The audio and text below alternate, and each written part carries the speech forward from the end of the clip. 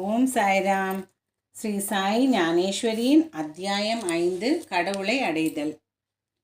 ஹரிபாவ் பந்த் தீக்ஷித், அதாவது காக்கா தீக்ஷித், உயர் ஆங்கில கல்வியை கொண்ட ஒரு நாகர பிராமணர். அவர் சாயின் பாதங்களில் ஒன்றிவிட்டார். ஒரு தேனி ஒரு பூவுடன் ஒன்றியிருப்பது போலவே ஷீர்டியில் தங்கியிருந்தார். ஒரு நாள் அவர் தனது வீட்டு வளாகத்திற்குள் காலை தியானத்திற்காக அமர்ந்தபோது ஒரு விசித்திரமான விஷயம் நடந்தது. விட்டலின் உருவம் பண்டரிநாத் அவருக்கு முன் தோன்றியது. விட்டலின் அந்த உருவம் அவரது இரு கைகளையும் இடுப்பில் வைத்திருந்தார் மற்றும் அக்கழுத்தில் துளசி மாலை அணிந்திருந்த ஒரு உருவம். இந்த உருவத்தை பார்த்து ஹரிபாவ் ஆச்சரியமும் மகிழ்ச்சியும் நிறைந்திருந்தார். சாயியின் அருளால் நான் எவ்வளவு தூரம் முன்னேறியிருக்கிறேன் என்று கூறினார்.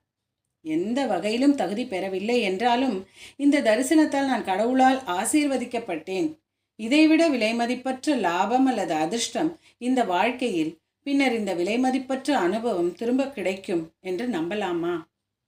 ஸ்ரீ சாய்பாபாவை தரிசனம் செய்ததற்காக தீக்ஷித் மஸ்ஜிதிற்கு மகிழ்ச்சியுடன் வந்தார். பாபா அவரிடம், காகா, இன்று நீங்கள் எவ்வளவு அதிர்ஷ்டசாலி. விட்டோபா பாட்டில் வந்து உங்களை நேரில் சிந்திக்கவில்லையா? சாதுக்களின் இதய கார்மேக வண்ணன், பிரபஞ்சத்தின் ஆதாரம். அவரை விவரிப்பதில் வார்த்தைகள் செலவிழந்து நிற்கின்றன.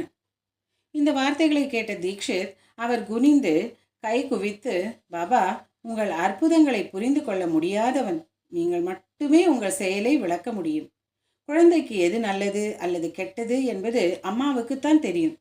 எங்கள் நன்மை என்ன என்பதை நீங்கள் மட்டுமே அறிவீர்கள். நான் உங்கள் குழந்தை.